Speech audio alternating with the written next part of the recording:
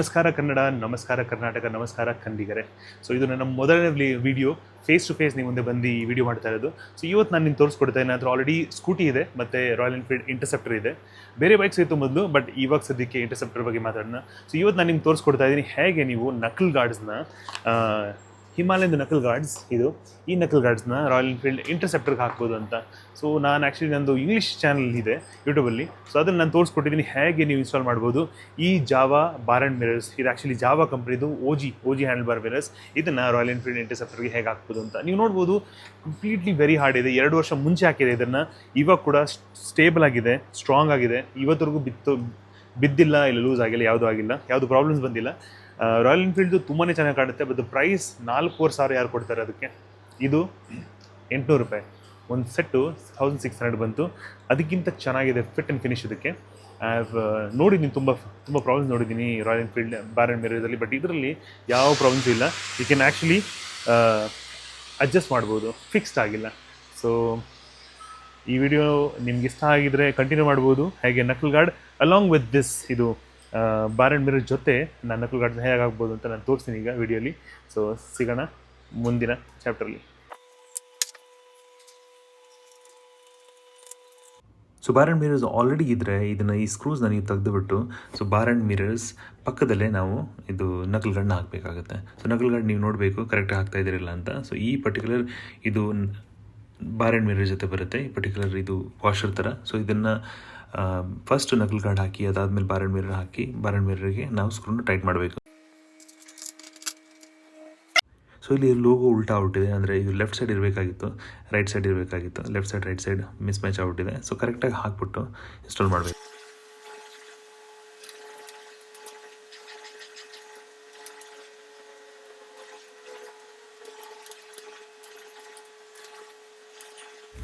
ಇನ್ಸ್ಟಾಲೇಷನ್ಗೆ ದೊಡ್ಡ video ಮಾಡಬೇಕಂತೇನಿಲ್ಲ. So ಇಷ್ಟರಲ್ಲೇ ಆಗೋಯ್ತು ನೋಡಿ. ಸೊ ನೀವು ಆಲ್ರೆಡಿ ಬಾರ್ ಆ್ಯಂಡ್ ಮಿರರ್ಸ್ ಜಾವಾಯಿಂದ ತೊಗೊಂಡಿದ್ರೆ ಅದ್ರಲ್ಲಿ ಆಲ್ರೆಡಿ ವಾಷರ್ ಥರ ಬರುತ್ತೆ. ಸೊ ಅದನ್ನು ಯೂಸ್ ಮಾಡಿ ಈ ಥರ ಆಲ್ಮೋಸ್ಟ್ ಔಟ್ಪುಟ್ ಬರುತ್ತೆ ನೋಡಿ.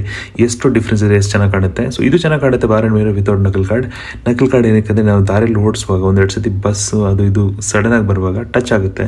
ಇಲ್ಲಿ ಯಾವುದಾದ್ರು ಪ್ಲಾಂಟ್ಸ್ ಟ್ರೀಸ್ ಏನಾದರೂ ಆಫ್ ರೋಡಿಂಗ್ ಮಾಡುವಾಗ ಟಚ್ ಆಗುತ್ತೆ. ಆವಾಗ ಸೇಫ್ಟಿ ಇರುತ್ತೆ. ಪ್ಲಸ್ ವಿಂಟರ್ ಸೀಸನಲ್ಲಿ ನಾವು ಫಾಸ್ಟ್ ಓಡಿಸುವಾಗ ಚಳಿ ಆಗುತ್ತೆ ಈ ನಮ್ಮದೆಲ್ಲ. ಸೊ ಇಲ್ಲಿ ಗ್ಯಾಪ್ ಇದೆ, ನೀವು ನೋಡಿ ಕರೆಕ್ಟಾಗಿ ಗ್ಯಾಪ್ ಇದೆ, ಅಲ್ಲಿ ಟಚ್ ಆಗ್ತಿಲ್ಲ. ಸೊ ನೀಟಾಗಿದೆ, ನೀಟ್ ಆ್ಯಂಡ್ ಫಿನಿಶ್.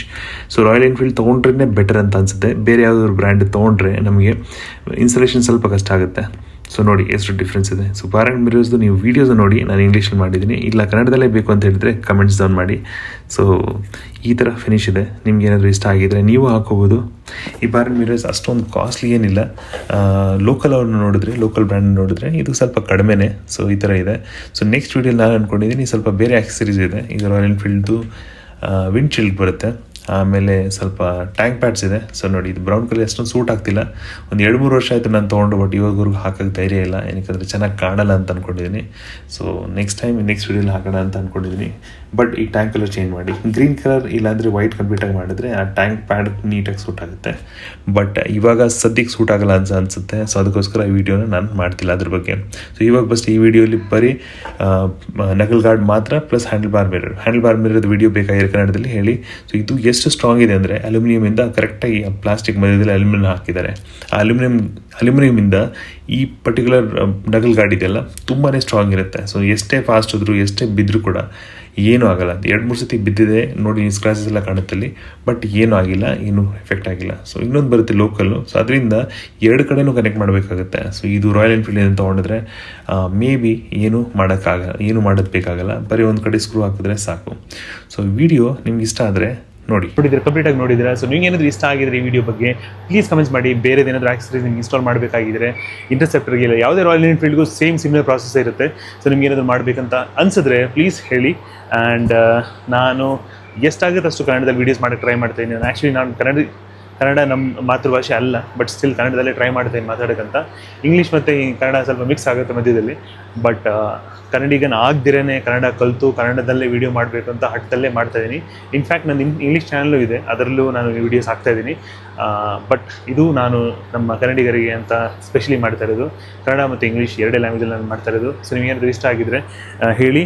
ಪ್ಲಸ್ ನಾನು ಬೇರೆ ಆಕ್ಸಸರೀಸು ಇದೆ. ಟ್ಯಾಂಕ್ ಪ್ಯಾಡ್ಸ್ ಇದೆ, ಮತ್ತು ಇದು